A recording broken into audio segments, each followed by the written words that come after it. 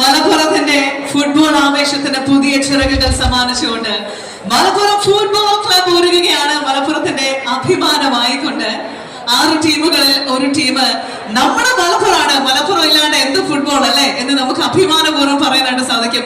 So ഈ ഉദ്ഘാടന ആഘോഷങ്ങളുടെ ഭാഗമായിക്കൊണ്ട് മലപ്പുറം മുഴുവൻ തന്നെ ഇവിടെ എത്തിയിരിക്കുകയാണ് എന്നുള്ളത് അഭിമാനത്തോടു കൂടി നമുക്ക് പറയാനായിട്ട് സാധിക്കും. So thank you so much all of you for being here.